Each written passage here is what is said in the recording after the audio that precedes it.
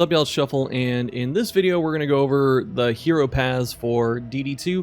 Make a tier list. This is something that's been highly requested, and thankfully someone, actually look at the name here, Pablo Escalator, thanks man, for making a good path tier list template.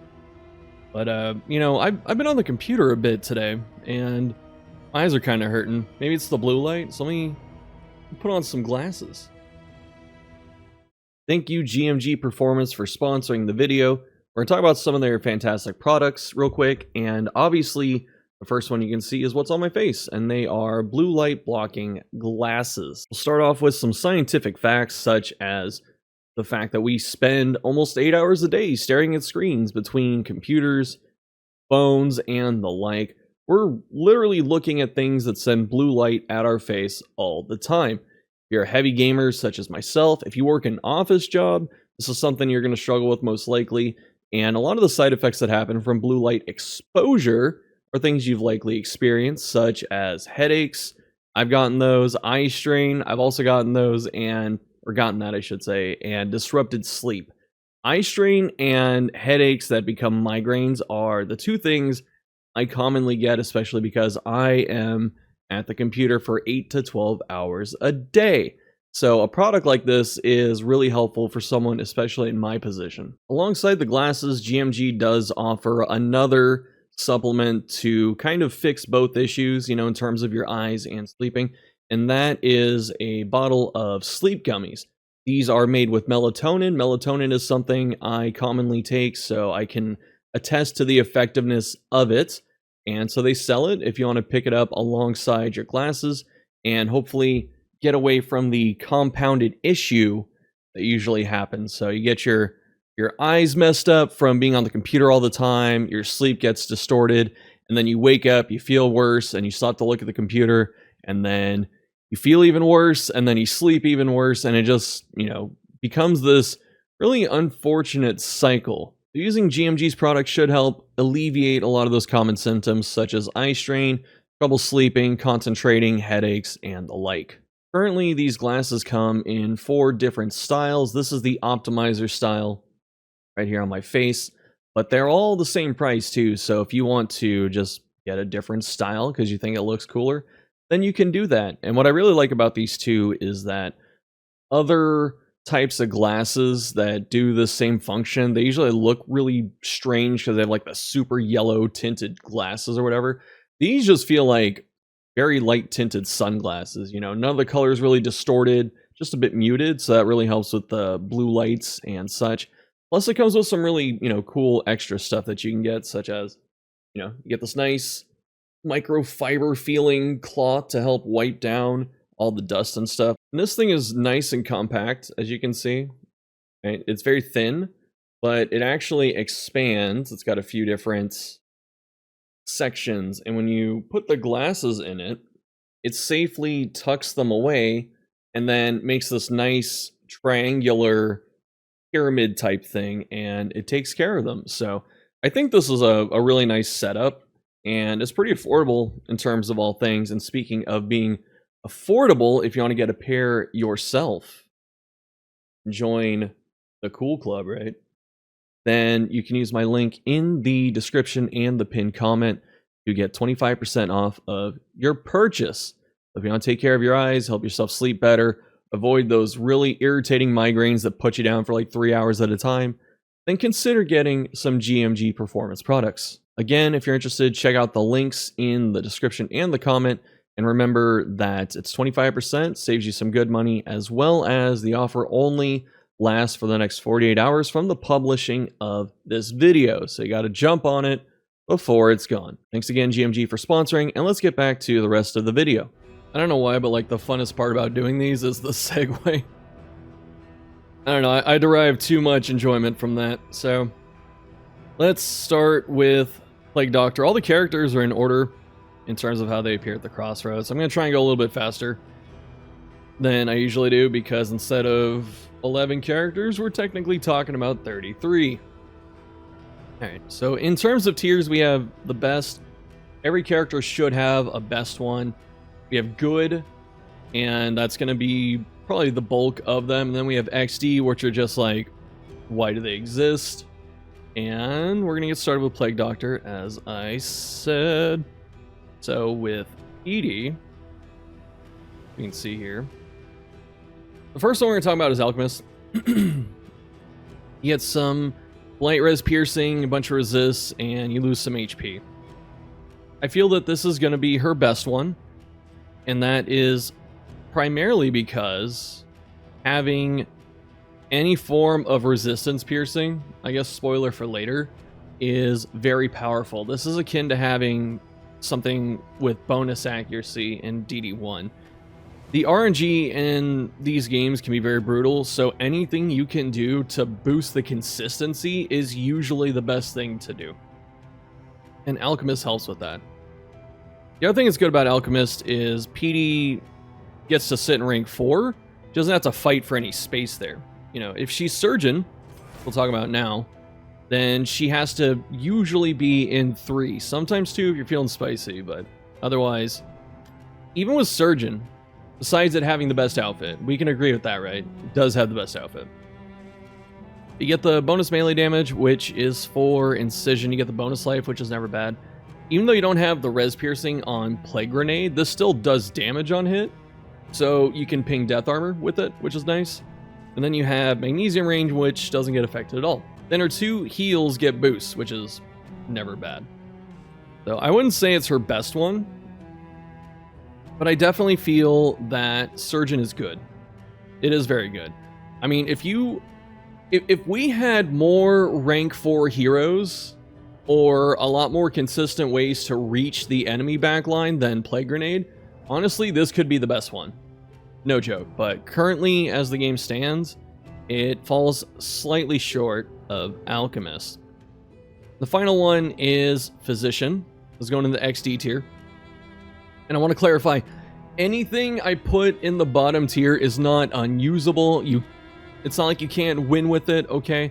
This is just for the sake of discussion and the enjoyment we get out of talking about things, okay? So don't flip your skull or whatever just because, you know, something's in a place you don't agree with. But for Physician, oops, oh god, oh that's terrifying, sorry, something with OBS right there. Physician on its own is not a bad path. It's a really good support path. And it makes Emboldening Vapors super good. Like, Emboldening Vapors is probably the winner of this. You'd think it's disorienting, but it's not. I would say it's emboldening, because getting 2 strength baseline and then upgraded 2 strength and speed, that's actually very good. You know, a lot of characters won't be able to spend both strength each turn, so if you have it upgraded, you can jump it around to people and keep boosting them. That's fantastic. Disorienting Blast gets a bit better, but it's still, I don't know, my main issue with disorienting is the weaken being conditional, honestly. All the other stuff is fine. I really don't like, is 25 per, would a guaranteed weaken token be too much for this?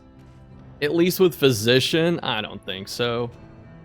Yeah, so we're putting it in the XD tier.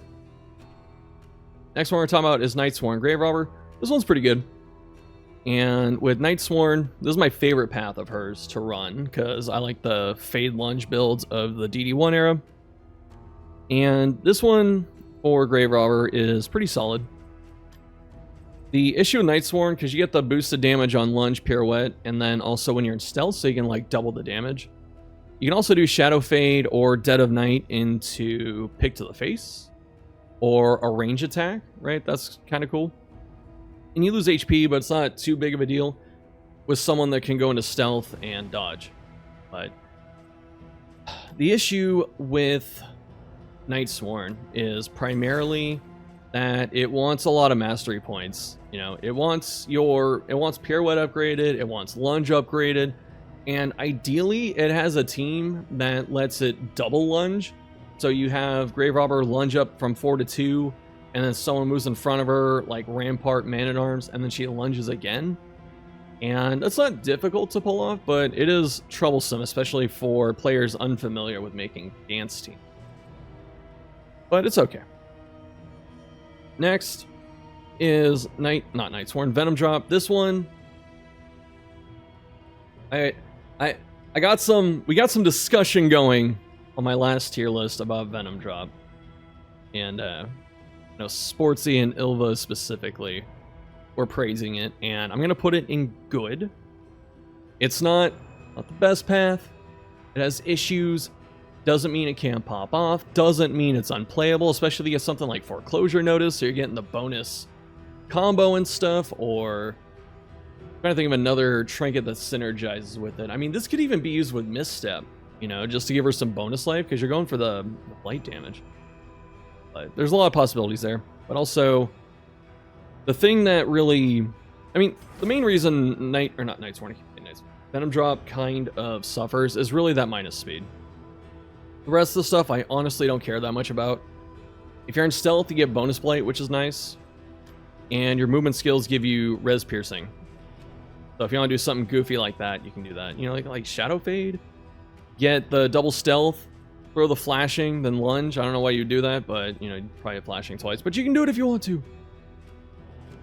But it's not a bad path. It's just the minus speed on average, especially later in the run, when enemies are ordained and possibly hastened or whatever, then your first tick of blight usually goes out if you Shadow Fade on turn 1 by turn 3, and that's just really slow for a damage path. The other thing with Venom Drop is, much like Nightsworn, it wants mastery. So it wants Flashing mastered and probably Shadow Fade mastered, because when this is mastered you get the speed token, and that fixes the inherent speed issue it has. Plus, a lot of the cool synergies it has with, consumables doing more blight and stuff, you really need to find them and get the skills mastered and stuff like that, and then you can put out a lot of damage.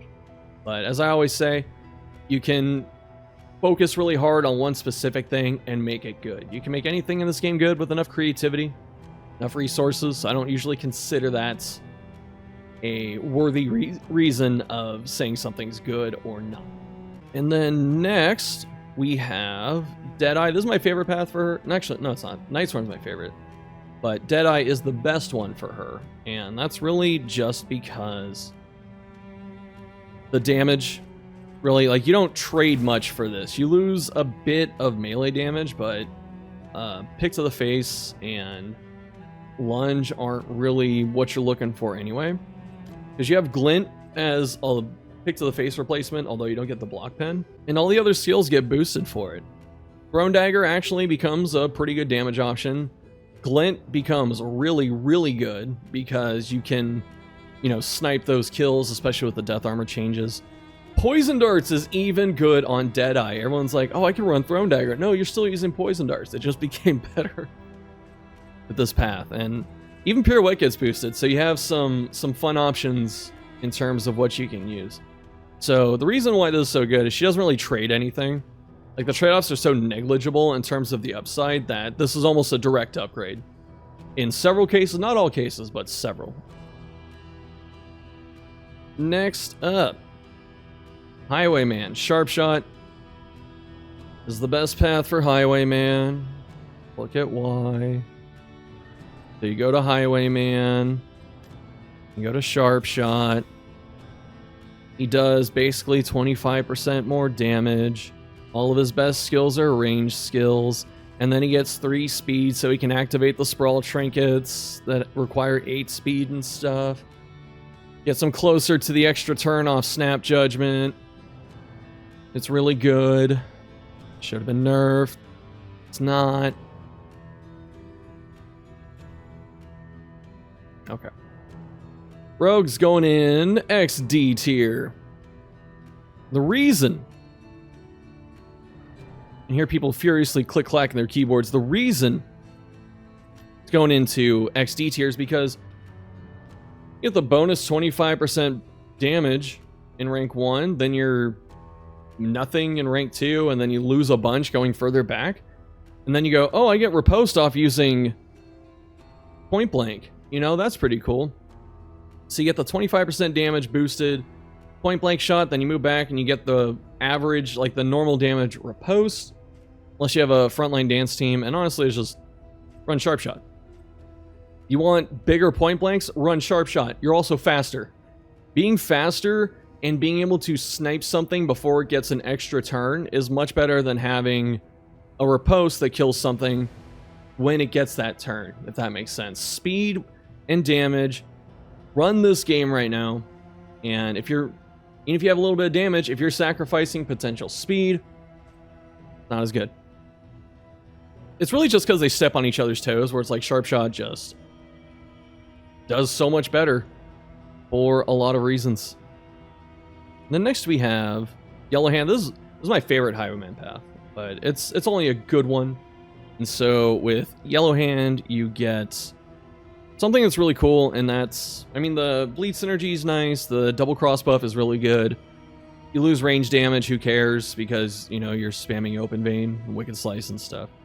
And then you get Highway Robbery steals positive tokens. Highway Robbery as a normal path here does not steal, or I should say any other path does not steal tokens. It just removes them and then it steals them on upgrade. What it does with Yellow Hand is it'll remove 2, steal or copy 1, or steal, right? The term is steal. Yeah, it'll steal 1, so it removes 2, steals 1, that's 3 gone. And then when it's upgraded, it steals 3. That's pretty cool. But other than that, it's marginally useful. You know, you have to let the enemy buff, which is a bit scary, and then you have to have Highwayman not in rank 1 and steal it, you know, and you don't need to use double cross. Like, it's not an optimal double cross turn or whatever. So threading the needle can be a bit difficult, but it's still really cool when you get value from it. Next we got Man-at-Arms. The best path is Vanguard. I'm not even going to do Man-at-Arms the justice of tabbing back into the I have to, right? I didn't want to tab back into the game because really I don't need to talk about these, right? Look, Vanguard. Oh my goodness, it's a bunch of damage and HP. It's already been nerfed. And it's still the best one he has. Because damage. Oh my gosh. The other two are cool. We have Sergeant, which is good. And then we also have Bulwark, which is good. We'll talk about these, you know, together. Just, it's easier and less clicks. I honestly would argue Sergeant might be in the running for his best path, but I don't think people are ready for that discussion. TBH. So we look at Sergeant, you get move immunity. Bolster removes weaken and vuln, which it normally says it does. However, it does it on the target. And so Sergeant makes it so it removes it on himself as well. So it keeps him able to, you know, spam more block and stuff. And then for some random reason, he throws out damage over time resist to people.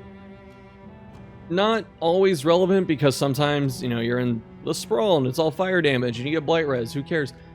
But it's just a nice bonus. It doesn't cost you anything, and when it actually lands, it's cool. Then we have Bulwark. This is a fun one. Bulwark's a fun path. So you get the minus crush and riposte damage. You get the shield attack skills. That is Rampart and Hold the Line. Those are the shield skills. And with Bulwark, you get the extra 10% stun chance. And then the Stand Fast taunt.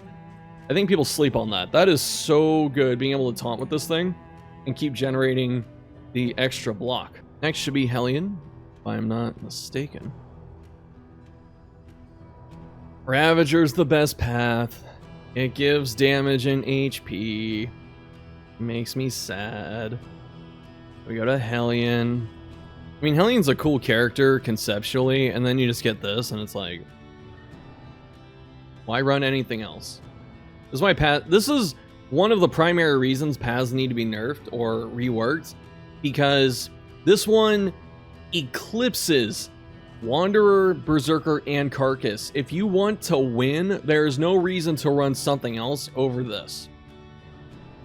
That said, it's very good because it does bonus damage. Hellion has a low health passive, so when she gets to half HP, she does 25% more damage. When she's at a quarter, she does 50. So with the rank 1 bonus, you scale that up to 50% and 75% respectively. And the bleed gets cured by Adrenaline Rush. So it's rarely an issue. The other paths are interesting though. Just wish they were a bit better. Carcass. I actually think Carcass is good. The issue with Carcass isn't necessarily the path, right? Getting stress heals when crit is interesting. It can counteract the crit or the crit stress you're taking. Yop giving 2 taunt is really nice. Wicked Hack removing block is kind of forgettable. But then she gets block per winded token. So you can still make Carcass work. You know, it's like, oh, I can't do damage because I'm permanently winded. You can still use the bleed skills. The bleed out and if it bleeds, really good for Carcass. The issue with Carcass is it's not made for this game. This game currently does not favor heavy defensive styles, heavy control styles. Not saying you can't win with them. I feel like I have to say that every time so people keep it in context. But with that said, it struggles because of just how the game is, not because the actual path itself is bad. And finally, we get to Berserker. I hate to do it, but Berserker is XD tier. Not so much that... I don't know, like, the idea's there, right? And again, I've done very well with Berserker and stuff. But it's just... it boosts the bleed skills, but you can't use them together. Unless you run some kind of dance team, which I did. My recent run was Rogue Highwayman and Berserker Hellion, and I was running it so I could, you know, consistently hit bleed out, and then if it bleeds and move around, stuff like that. It worked. It was a bit clunky, but it worked. But otherwise, with Berserker, it's really just because you can't use the 2 skills together. And a lot of people are saying, oh, have the path make it so if it bleeds is usable from 1, and I always disagree with that. I'd rather it makes it so bleed out is usable from 2. I think that would be a slightly better change. And maybe change the bleed out targeting on Berserker to be like 2-2 instead of 1-1. So you can hit, you know, bosses that might have minions or whatever in front of them, and you can deal with that. Should be Bonchan. Run away. Arsonist is the best. Got Res Piercing. Res Piercing always wins. Just because it's consistency.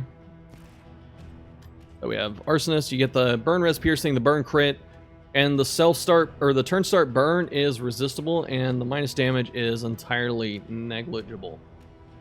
So if you get Knitted Blanket, which is a class trinket, gives her like 100 burn resist, and then bonus burn burn damage, Arsonist becomes insane. But you gotta find that. So right path, right team, right trinket, right time, right weather, all that stuff. Next one though is gonna be, who's next? Orphan. Orphan's good.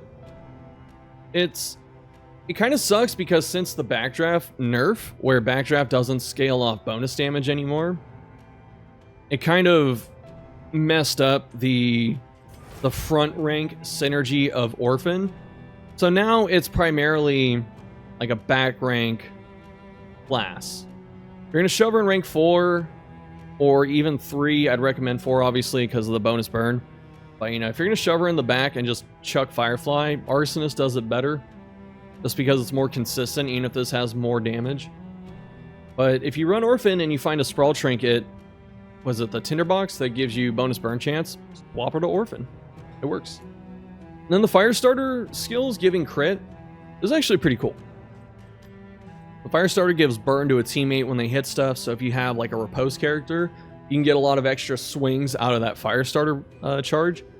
And then you give her a crit token, so if you want to kind of plan ahead and make sure either your debuffs from Smokescreen stick, your Cauterize crits, or your next Firefly does, you know, crit damage and extra burn and stuff, then you hit Firestarter the turn ahead of that, let's say. And it's okay. Let me come to Survivor. This is an XD level path. I'm sorry for the Survivor mains. I'm sure they have extensive Google documents to explain why it's good and stuff like that. But honestly, it's just bad. You get the healing skills given, gets 50% bonus. Your Cauterize, you only get 3 charges. And Bleed isn't in every fight. So there are times this just doesn't exist.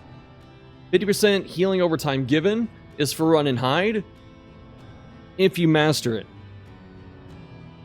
And even then, you know, Run and Hide, it has its uses. And I have actually soloed a mountain boss almost by having Run and Hide upgraded and a stealth trinket. I think it was Silent Treatment. So it can be really good, and sometimes it can break the game, but they nerfed that, actually. You can't, if you're like the last character now in stealth, the enemies or the heroes, like either side, if there's no one else, no corpses or whatever, you can hit the person in stealth. So even that got nerfed, dude. There is nothing for this, and your burn res piercing goes down. So the reason that Alchemist, Arsonist were good was because of the dot res piercing, and you lose that with this. So this is akin to having, you know, some kind of trinket in Darkest Dungeon 1 that lowers your accuracy by 20% for doing something else. It's not usually worth it. What is nice though is she starts every combat with 2 dodge and speed, and historically her defenses aren't the strongest. She doesn't have a lot of HP, so she has to rely on Run and Hide and Smokescreen, stuff like that, to keep herself safe. And being able to start with 2 dodge actually is pretty good. And even though the minus burn chance is really bad, controlled burn on the subsequent hits, not the first hit where it says target 3, you know, burn. The hits that come after, where it's just, you know, burning something at the start of its turn, those do not use Bonnie's burn chance. So the first one might get resisted, and then every tick after that is still 100% chance. And that can be nice. So it's not like you're locked out of burn. It's just, it's really hard to get value out of this. Because other support paths, you know, they have different stuff they can do.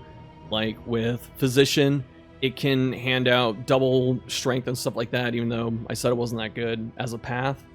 You know, the Survivor just brings nothing.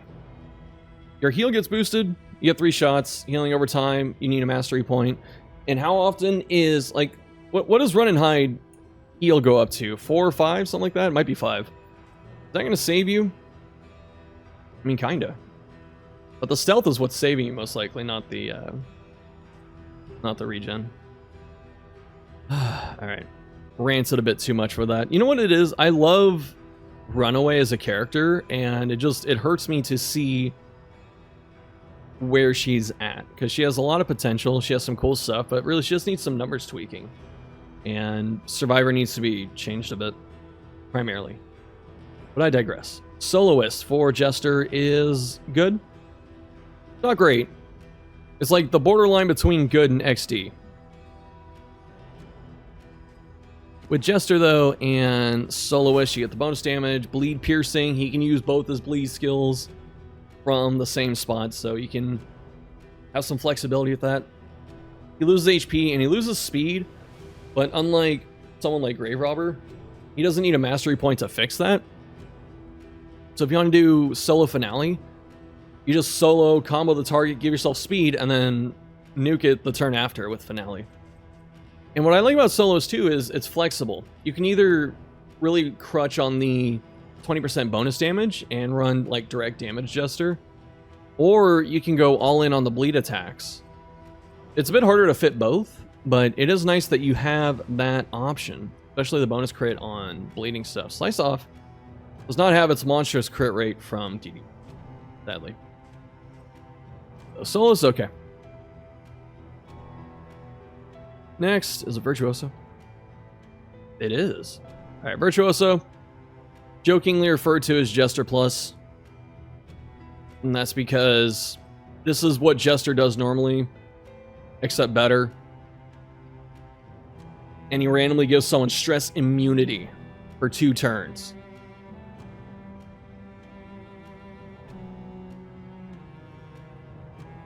I don't know, man. I'm beside myself when I see some of these.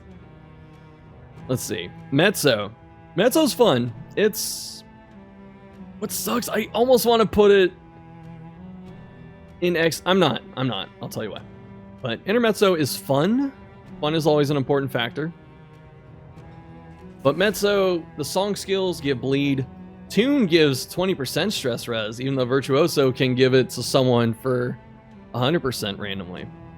And then Echoing March, when moving, like it applies the debuff. So if they move, they take more bleed ticks.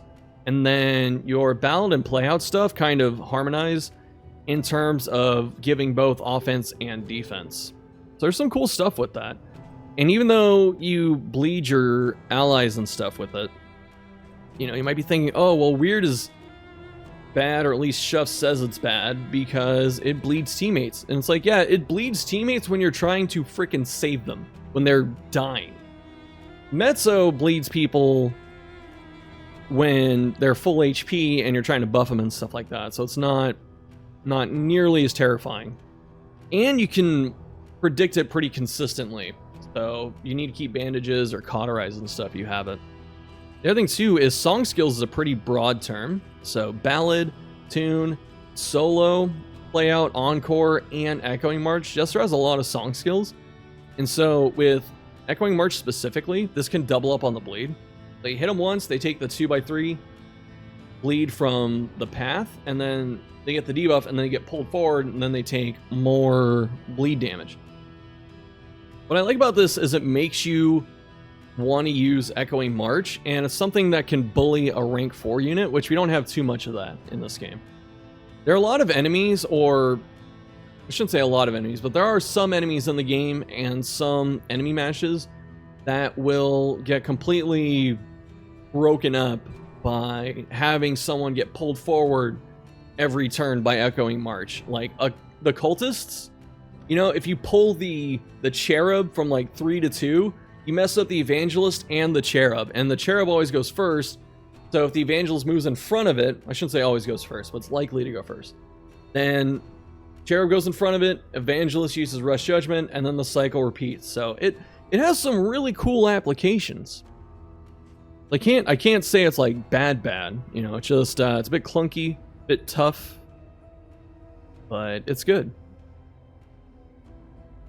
Next we have Leper. I'm struggling to consider which one is best between Tempest and Poet. The reason being, I'm gonna do Tempest. Just, it's the safe pick. We'll go to Lepore,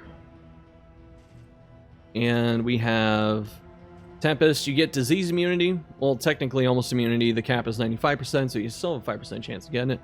You get bonus chop damage in a damage-oriented game. He loses HP, but he's got the biggest stack of HP in the entire game. And then you lose a bit of speed, where it's not even the end of the world because you can set him up with strength or vuln the enemy and stuff like that. So he has a chance of making those big hits. The reason I was considering Poet being the best one is just because Poet doesn't really have a downside. But I'll put it in the good tier. And so Poet has healing given. I wish this was stress healing given too, so Solemnity would just like full health, full stress removal or something like that. That'd be a bit powerful, but it'd be cool. And then you get a lot of stun res and a lot of move res. Leper's base move res is trash. This is a travesty. It should not be 30, right? It's tied for runaway. It just shouldn't be. It's really annoying that happens. But otherwise, with Poet, the minus 25% damage, you can work around that. So there's really no detriment. It's a lot of strong upsides because movement and daze and stun like that, especially with Collector coming into the game, is very prevalent. The Poet can do some good stuff. For... oh god, I have to do it. Alright. There are a lot of cool people in DD Cord, Red Hook's Discord, that like Monarch. It has to go into XD, man. It has to. I'm sorry. I like it. It's a cool concept. It's fun. It has issues. Okay, doesn't mean it's unplayable. Let's say that again. Let's talk about why Monarch struggles. So you get a slightly bigger HP cut on Monarch, and this is more impactful than on Tempest because Monarch wants to use Intimidate, and that taunts Leper. With Tempest, you don't have to taunt Leper. You can run Revenge and just keep hitting stuff, you know? So that's really good. But with Monarch, Purge and Intimidate get vulnerable, which is really good for your damage dealers. Leper is a bit slow, so him setting that up, you can't really take advantage of that until turn 2, but it works. And a lot of people think I don't like this because of the minus chop damage. I could care less about that. Or I couldn't care less. Maybe that's what I'm supposed to say. I don't care. You know, it's a support path. The issue with Monarch, right, this is what Thick says, and I think Thick is like spot on with it, is that Leper has a chance to start each combat with 1 or 2 blind tokens. And so you start combat, you have 2 blind tokens, or 1, whatever ends up happening, and then you throw out your Purge or Intimidate, you miss, and then turn 2 comes around, the rest of your team goes, then you throw out the Purge and Intimidate again, and then it hits, or you have to use Reflection turn 1, and it sucks. It's such a... It hamstrings this character so bad, just in general, to have the combat start blind, but then having it on a support path that has to attack the enemy to support sucks. It sucks. But what's nice is we can still swap to Monarch at the mountain, which is where it crushes things. Is that it for Leper? We're done? Cool. Alright, we're down to Occultist, who recently got buffed. And I'm going to say Warlock is good. Start with Warlock. Warlock is a really good path. You lose some HP. You have a chance to get unchecked power, which can be really nice if it, you know, gives you 2 right away. And then you get bonus range damage, which, you know, some of his best skills are range damage. So, like, Stars, Artillery, and Demon's Pull. Those are range attacks. Really benefit from that. And you don't lose anything like Aspirant. You know, you don't get the minus debuff chance, so you can still use the curses. And you don't even get minus melee damage, so you can still use like Binding Shadows. So there's a lot of stuff you can do with Warlock. You just have to put it in rank 4, where it doesn't really have competition. So if you want to run Surgeon, Warlock's a good counterpart in most cases, or Runaway. Let's see, what's the next one? Yeah, Warlock's good.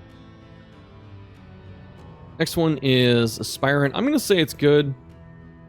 It's definitely the worst of his 3 now, I would say. And if we look here, Aspirant, like, it's not bad though, by any means. Aspirant's still really good. You get bonus damage, bonus HP. Your curses get a bit weaker in terms of being able to apply. And then you get minus debuff res, which does kind of suck, but you start with Block Plus. You know, that takes a pretty big hit for you. So being able to use... What's cool though, I should say now, is with Aspirant, you have like 3 different ways you can do it.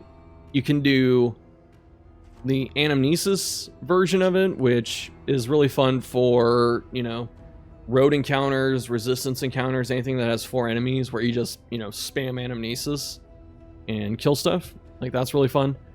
You can also use the Stab version where you put them in like rank 3, so you have Sack Stab, which now has Execute when upgraded, which is very, very good. And then you have Binding Shadows, which can give you unchecked power and lower target debuff resistance stuff. So that's really cool. The third way to do this now is actually you can just put them in rank 4 and spam Binding Shadows. I don't know why you would do that.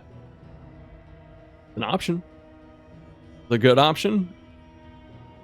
Not really, but it's an option. Okay, that counts for something. Yeah, it's pretty good. And then we have Ritualist. This is the big winner. Ritualist, I would say hands down, is the best path now for him, just because the curses got so much better. Turns out when you buff the base kit of a character, certain paths get much better. Whoa! What a concept! So, those Ritualists, you get the Curse Res Piercing, really good.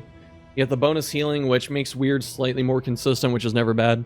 And then your curse skills randomly give you buffs, which is nice. And the crit can help you, you know, do something like crit malediction or crit damage, something like that. So the only thing that sucks here is the turn start vuln. That can actually be a little bit dangerous. Otherwise, Ritualist, really cool, really good. Like I said, Weird gets boosted. Then you have Weakening Curse and Vuln Hex. These both got way better in the patch. So Vuln Hex now gets 2 Vuln on Mastery, and then it removes enemy block before applying Mastery, or before applying Vuln on Mastery, so that way it's more guaranteed to stick. And then being able to get 2 Weaken out the gate and still remove, like, and it removes Strength. It does the same thing as Vuln Hex. It removes its inverse before applying the debuff, so it doesn't cancel out. And then you get crit removal on top of it. Crit's a very hard token to remove, so anything that can get rid of crit is good. And Ritualist is also very flexible, so you can play it almost like a pseudo range occultist if you want to, so you can still spam artillery. You can put them in the back and spam Binding Shadows. You can use Malediction to melt, like absolutely crush bosses with Malediction, dude. It's so good. So I really do think it's the best path he has. Okay, so I like this distinction in this tier list. They have Wanderer Flagellant because his Wanderer is actually the only one in the game that is dramatically different enough from the rest of his paths that it should be considered its own thing. And with Wanderer Flagellant, I actually run this quite often. So with Wanderer, he gets no, other intrinsic bonuses and stuff like that. But he has a really good Sepsis. So the Sepsis on Wanderer is pretty good. And Lash's Gift is also pretty good on Wanderer. And then all his other really good skills like More, Deathless, you can still use those. So it's not a downgrade to run this. It's nice. But otherwise, all the normal Flagellant shenanigans still happen. It's really hard to kill him. He can still support people. Still do some decent damage. Then we have... Oh, wait. I was also going to say it's good. I didn't put it in its tier. Exanimate, I'm also going to say is good. I don't necessarily think it's his best. And that is because... this, Exanimate really wants an entire Blight team around it. But it's still good. And what I don't like with Exanimate specifically, I was going to say Sepsis, but that's actually Scourge, I think. I might be wrong. Maybe Exanimate is the best. I mean, it's got a really good Lash's Gift where he can, boost himself with crit and stuff like that. It doesn't heal him too much, so if you need to keep using it, it's just enough to keep him alive. And it's nice. And if you're on a Blight team, you get access to Necrosis. Necrosis is a very good skill. And you can still use the heals and stuff like that. So Exanimate's actually pretty good. I had it in my head that it wasn't as good as the others, but it is still really good. So maybe I need to run it again. I ran it a lot when Flage first came out, but I haven't ran it much lately. Yeah, lots of blight damage, big damage path. Those always do well. Maniac is also a good path. I don't want to say it's his best. But Maniac is my personal favorite. It's really fun. So basically what Maniac is trying to do is take tokens off of teammates and stuff with Lash's Gift. And is there another one that does it? Not sure off the top. I don't think so. Yeah, this is the focal point of Maniac. So you want to steal the negatives off of your teammates, and then you want to Sepsis them onto the enemy. And it ignores blind, so it has a pretty good chance of, applying all of that unless they have dodge. There's one other really fun interaction with Maniac Sepsis, and there's some Thick found, I think, where you get that one trinket that stuns you if you're low speed. It'll stun you on the turn it activates, but you won't lose that turn. You're supposed to lose your next turn, so you can actually Sepsis the stun onto an enemy. And that's funny. It's not necessarily the best thing. It's not something to really plan around, but it is funny when it happens. Otherwise, yeah, he gets... Acid Rain gets a bit weaker. on Maniac since it's, you know, weakened tokens and stuff, but you can also use it in the back. But you really just want to do the same Flagellant stuff. You want to take tokens, throw them on people, and then hit more and more in Deathless. Pretty standard. I was almost going into guide mode for a sec where I was going to start talking about other stuff. I'm glad I didn't. Then finally we have Scourge, which is also good. I cannot pick a best path for Damien. If you have an idea of what's the best path, please tell me and give me some reasons and stuff. But really, all 4 of them are good for different reasons. You know, even if Scourge has probably the worst sepsis because it doesn't heal him, which, you know, is that like just... There's even a space... Sorry, I pulled the mic there, but there's even a space between the top and bottom text. Is that supposed to say heal to like, you know, 40% and we just don't have it? I don't know. The only good part about this is you can... Actually, you can't even do that. I was gonna say you can spam sepsis, you know, if they stay comboed, but you can't even do that. But it does give you some bonus damage essentially if they are comboed. And that is nice. But the big thing with Scourge is the toxic effect gets a bit stronger. I can't remember what it does besides the bonus blight damage or whatever. I know it does something else. I had to look it up when I was doing my Flagellant guide. I just straight up forgot. Feel dumb. Yeah, so Scourge, it's pretty good. I was gonna say too, Maniac Punish has the knockback, which is nice. But other than that, Scourge, even if you want to think it's, you know, weird or kind of bad, because Suffer and Lash's Gift are kind of like the same thing. And also kind of bad. You can run one, but like you don't need both.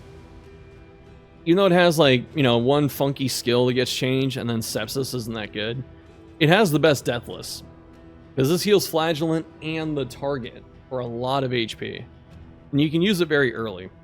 So this is like DD1's Redeem. Yeah, it's Redeem. That's Flagellant's version of this skill in DD1 where it heals him and the other person. And so it's really good there. And you always have more and more, so makes any Flagellant path good. And I think we're down to the stall.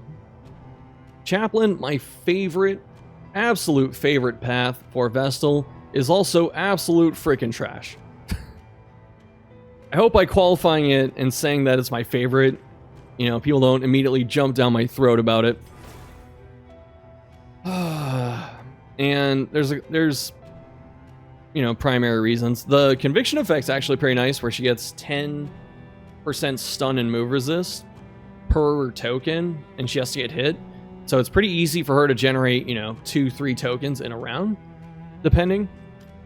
But otherwise, your mantra is funky and still okay, but like not amazing. It only heals 1 stress, although it has no threshold. Your Sanctuary actually gets worse, because Sanctuary on every other path for her heals stress when you target them with it. But you lose that capability with Chaplain. Then Hand of Light changes. Hand of Light's... there's no path this is good on. I'm sorry. It pings like 1 damage. It gives you like a couple tokens. Or debuffs the enemy. It's just... It's not worth it, man. I know people are going to say it is. It's not. I'm sorry. But the other thing that really holds Chaplain back is that you have to be up front. I don't want to say you have to be up front, but it's better if you're up front because, you know, she's more of a frontline tank than anything. So you lose access to Ministrations, Divine Grace, Judgment. You still get the Consecrations, which are the best skills. You still get Comfort, which is okay. But you give up a lot for a very, very small gain. So I don't think Chaplain's actually that good. Even though it's my favorite. Next is Confessor. Confessor's good. Confessor is very good. Confessor's not like a super damage-oriented path. But you get the turn start conviction, so you always get it, which is nice. And it gives you debuff chance, which is good. But mainly it's this illumination buff. Remove 3 positive tokens. As I've said with people like Occultist, and I should have said it with Highwayman, like Highway Robbery takes really troublesome sticky tokens like crit and riposte. Oops. We have Illumination, which can also remove it in one shot, and it ignores dodge. So it's really good. But then we have Hand of Light, which, you know, you don't want her up front in this path. Cause, like, this is what I'm saying, man. Look, Hand of Light hits 2 people and weakens them. Like, oh yeah, I mean, Yop does, but no one uses Yop. Not for that anyway. And then you want to be in the back, though, for the Judgment debuff. And Divine Grace. And Mantra. So why are you putting her in 2 for this when you have, like, 9 other skills that she needs to be in 3 or 4 for? So if you ignore Hand of Light, this path is really good. And finally, we have Seraph. Of course it's the best one. This is just essentially Vestal Plus. We can see here, so we have Seraph. Consecrations last 5 turns. Consecrations and Mantra, you know, get those changes. Cooldowns 5 on these. And then Mantra heals for half-life, and you don't have to ramp it up with Conviction. So you can spend your Conviction other places, like Divine Grace or Judgment. But really, this is just like base Vestal. You know, you want to put her in rank 3, drop the Consecrations, maybe drop a buff or a guard, and then zap something with Judgment. That's what Wanderer does, and this does it better. So I think because of that, it's the best one. We have one more to talk about, and that is Bounty Hunter. And he's just the best. Yeah. Alright, let me know what you're thinking down below in the comments. Thoughts, concerns, questions, your essays, whatever. Appreciate everyone watching. Thanks for your time. Especially if you made it to the end. And I'll see you next time.